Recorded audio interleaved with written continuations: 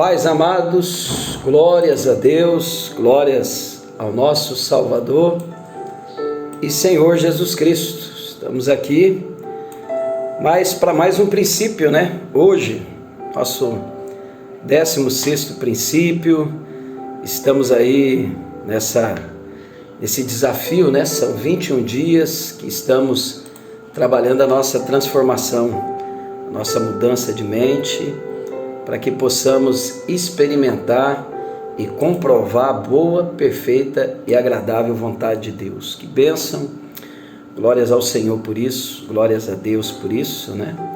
E bendito seja o nome do Senhor, amém?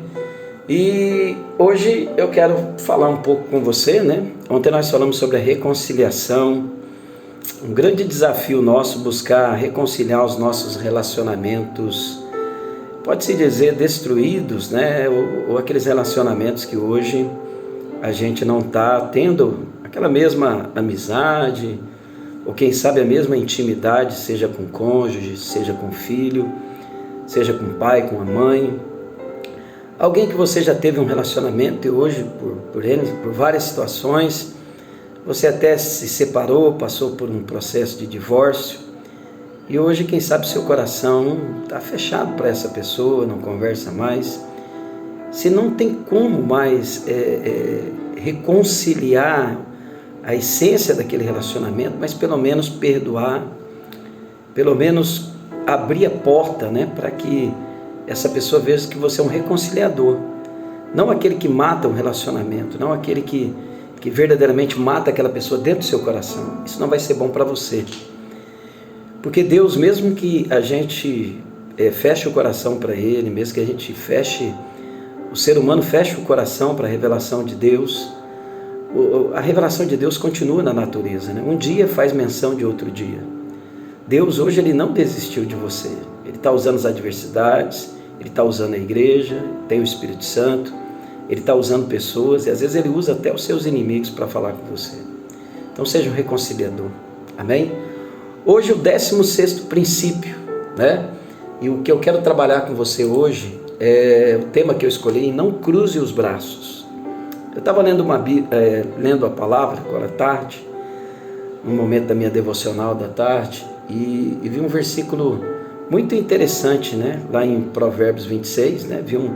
O contexto de Provérbios fala muito sobre tolice, né? Aquela pessoa que às vezes não tem um propósito, que age com ingenuidade, não aprende com os erros, não aprende com o erro dos outros, é uma pessoa tola, né?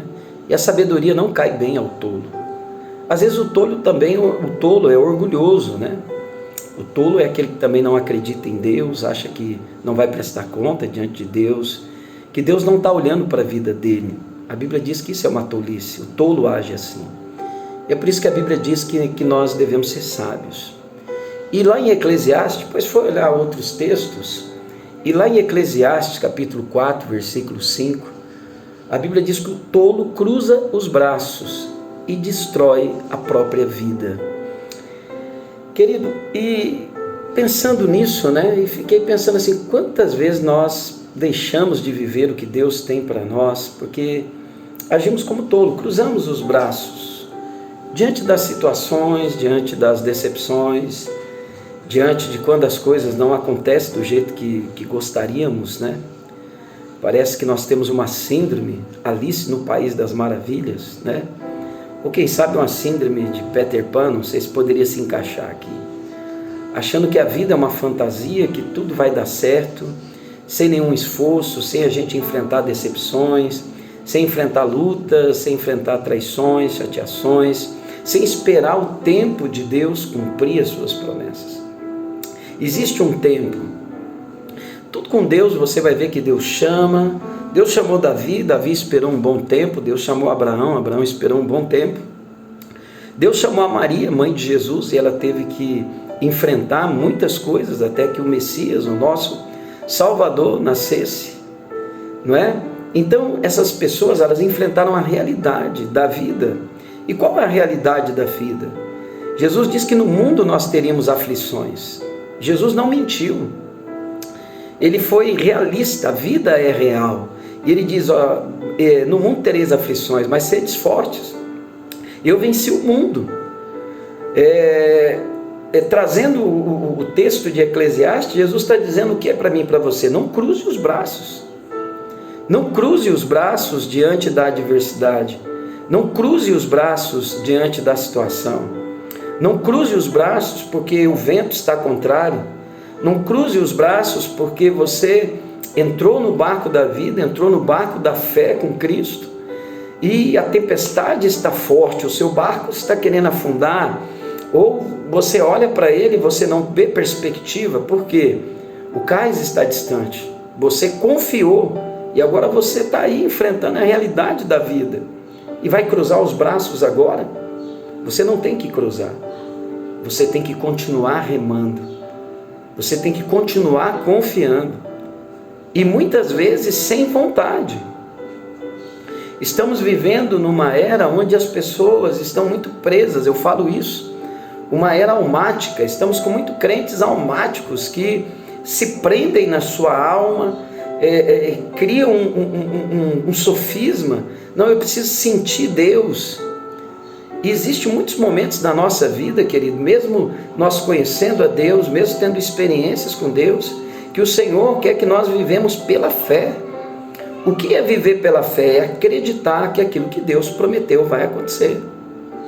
Por mais que tudo que eu estou vivendo diga que não, por mais que tudo ao meu redor esteja ao contrário, se eu estou em sintonia com Cristo, se eu estou em sintonia com a palavra, se eu estou debaixo de uma direção, se eu estou debaixo de uma missão, não é? Se eu me submeti a uma missão que Deus tem para mim, para o lugar que Deus tem para mim, para as pessoas que Deus colocou para me submeter dentro de uma missão, então eu tenho que confiar nisso, como José.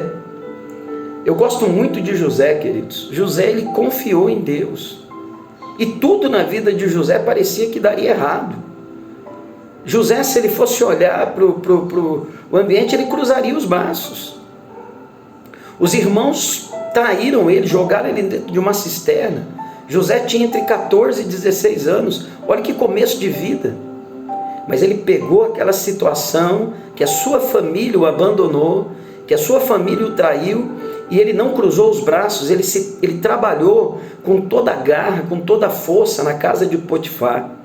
Ele poderia cruzar os braços, ser uma pessoa deprimida, revoltada com Deus, com a vida, culpando o diabo, culpando todo mundo, mas não, ele deu o seu melhor e se tornou o melhor mordomo.